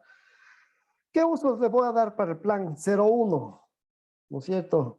Son usadas ampliamente en bombas ANSI, ASME y ASME API, ¿no es cierto? Para trabajar básicamente con productos limpios, ¿sí? Entonces aquí es una recirculación, más que todo para enfriar nada más, ¿sí? ¿Qué tipo de mantenimiento preventivo debo darle? Una limitada remoción del calor de las caras de los sellos. El cálculo del flujo para la limpieza está basado en la pérdida de calor de la cámara de sello, ¿sí? Razón principal para poder aplicar este tipo de plan. El plan 02, ¿no es cierto? De acuerdo a la norma API 612, pues, ¿qué es lo que me dice? No hay una línea de flushing directa, ¿no es cierto? O fluido está estancado en la cámara, ¿sí? ¿Qué ventajas son? Simple o no controlado por el entorno. Los usos son para cámaras con temperaturas moderadas, ¿no es cierto? Debemos saber las aplicaciones. Entonces, si tengo alguna aplicación, ¿no es cierto?, que me produce mayor calor de lo normal, pues este plan no debería utilizar, ¿sí? Plan 11. ¿Qué es lo que me dice? ¿Qué es lo que le ven de diferente a ustedes? Y aquí ya tenemos ya algún tipo de accesorios, ¿no es cierto?, para poder enfriar, lubricar, limpiar el sello mecánico, ¿sí? Pero ¿qué es lo que me dice el plan API específicamente? Es un flushing de sello, es suministrado directamente, ¿no es cierto?, de la descarga a través de un conducto, ¿sí? Y con eso yo estoy recirculando el agua que tengo en la cámara, ¿sí? En la cámara de sellados. Y por supuesto, esta recirculación pues me va a permitir enfriar incluso toda esta agua, ¿sí? Enfriar. Ventajas el calor de la cámara de sello es removido, ¿sí? Incrementa la presión en la cámara y reduce la presión de vapor. ¿Qué usos le voy a dar?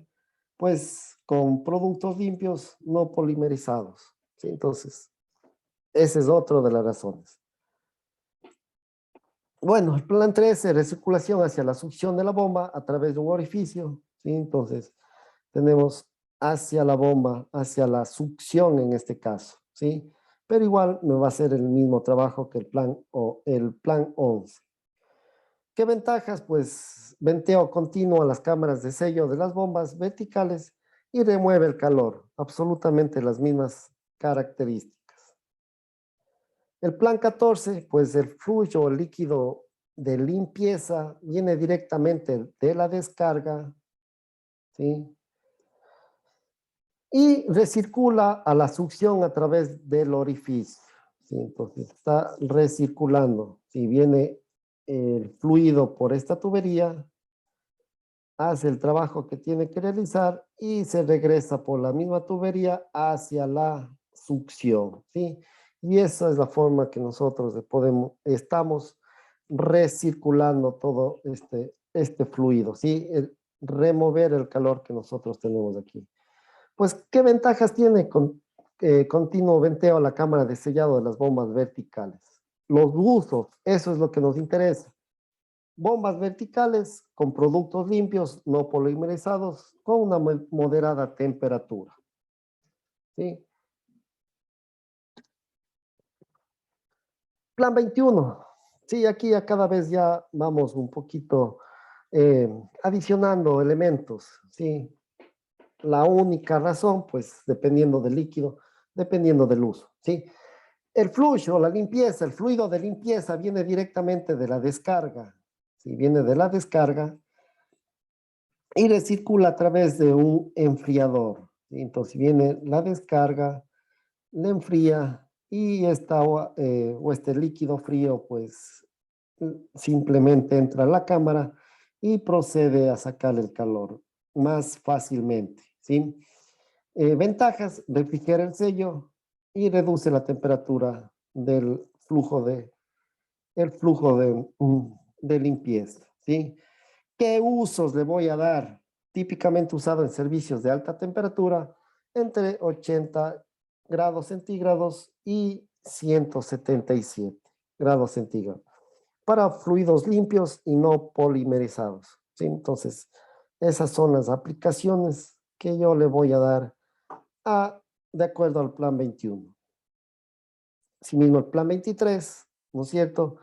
La única diferencia, pues, es justamente que el flujo viene del sello, directamente de la cámara del sello, para que pasar por el enfriador y retorna directamente a las caras del sellado, ¿sí? Está recirculando por aquí mismo, ¿sí? Pero con el trabajo que está realizando este enfriador. El plan 31, el flujo viene del sello.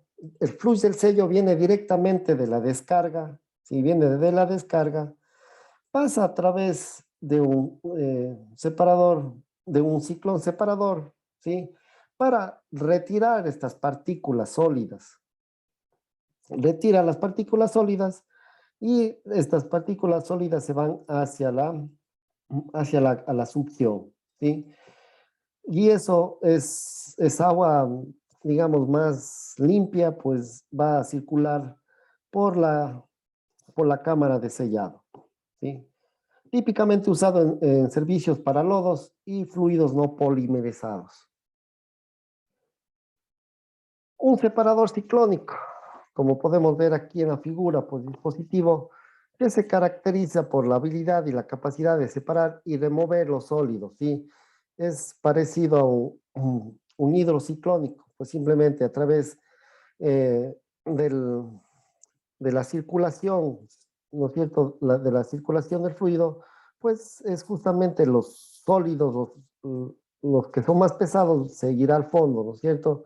Y esto se hace un lavado y va directamente a la descarga, de la misma forma como la que tenemos aquí. Simplemente, ¿cuál es el objetivo? El de enviar agua sin estos estos sólidos, ¿no es cierto? Estos sólidos que me va a causar daños a las caras al sello mecánico específicamente, ¿sí? El plan 32, pues aquí ya utilizamos incluso el flush viene o proviene de una fuente externa ya, ¿sí? Externa de limpieza ya controlada, ya viene un líquido limpio, ¿sí? Remueve el calor de la cámara de sello, sólidos con removidos de la cámara e incrementa la presión de la cámara. Usos típicamente para productos sucios, pulpa de papel, para productos polimerizados o oxidados, ¿no es cierto?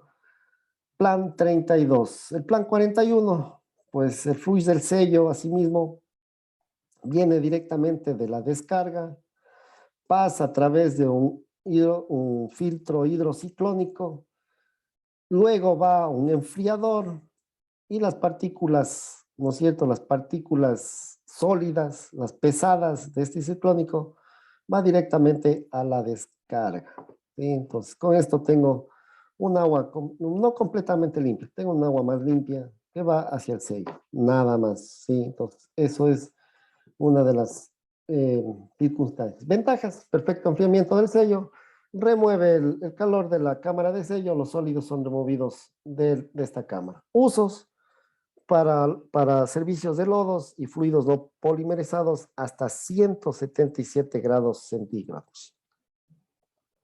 El plan 52, pues la circulación amplificada, despresurizada del líquido que de limpieza, pues es a través de un reservorio. Sí, tenemos aquí un reservorio y el fluido circula por un anillo de la bomba, ¿sí? Una tipo bomba, que es un ensamble dual del sello y se despresuriza mediante el plato del orificio, ¿sí? Entonces viene ya con cierta presión, circula sobre el sello mecánico y está justamente recirculando a través de este enfriador que nos permite, ¿no es cierto?, a través de un reservorio, enfriarle específicamente a la cámara del sello.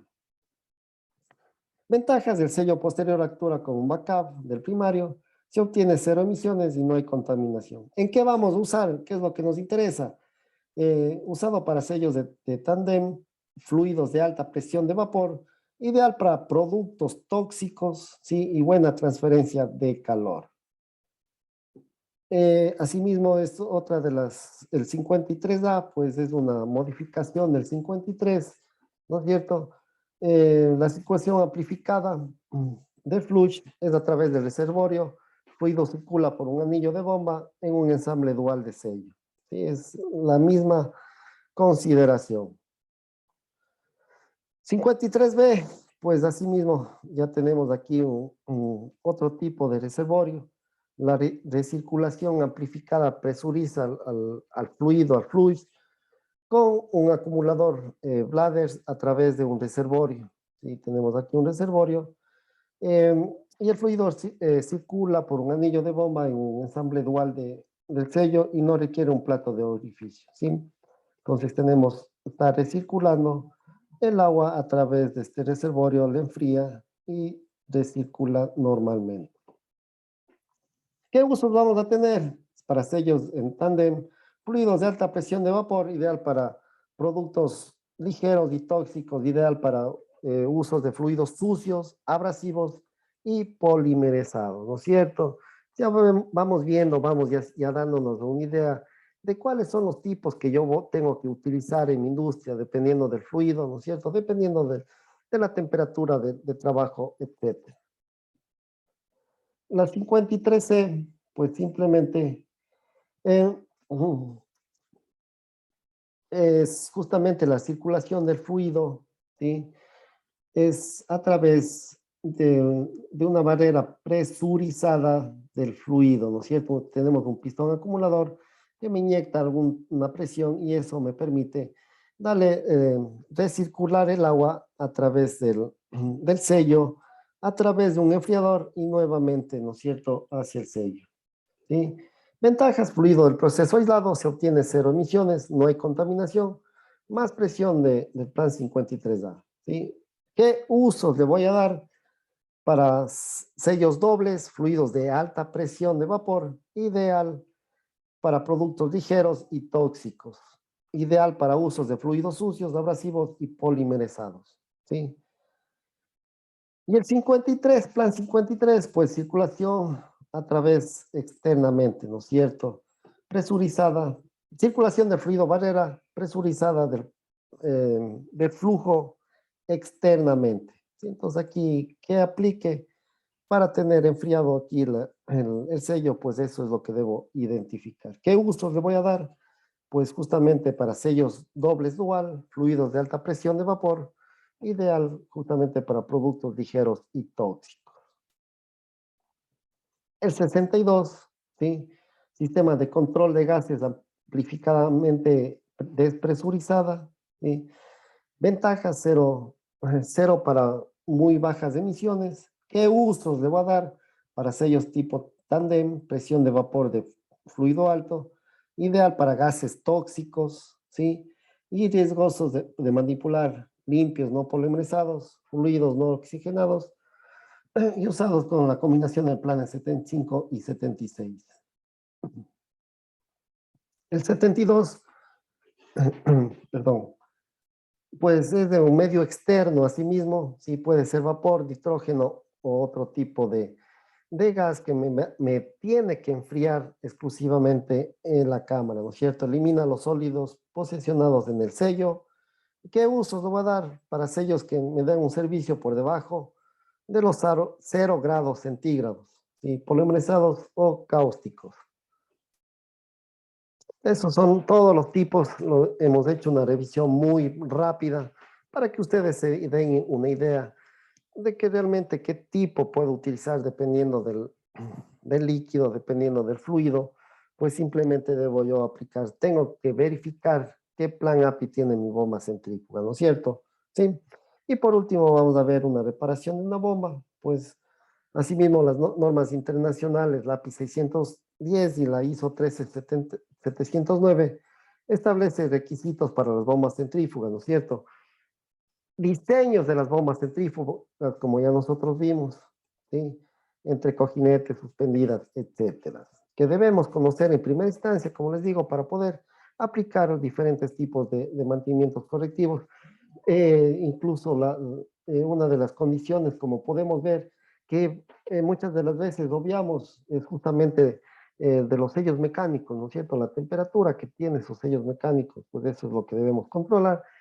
Eso es lo que debemos monitorear, ¿no es cierto?, para poder identificar justamente un buen plan de mantenimiento, aplicar un buen plan de mantenimiento. ¿Sí? Pues simplemente para el montaje nosotros debemos tener las tolerancias adecuadas. Si nosotros tenemos, ¿no es cierto?, el montaje que nos recomienda el fabricante y tenemos un montaje que nos recomienda las normas ISO, ¿cuál es la que tiene mayor peso o cuáles ustedes aplicarían?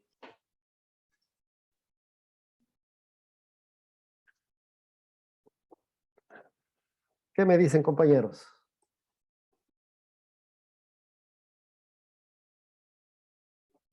Lo que recomienda el fabricante. Por supuesto, los manuales del fabricante, ¿sí? Eso es lo que nosotros debemos aplicar, debemos tener en consideración, ¿sí? Absolutamente. Manuales del fabricante, así es. Muchas gracias por la respuesta. Sí, debemos conocer, leer específicamente lo que nos pide, qué debemos monitorear, qué planes de mantenimiento debo aplicar.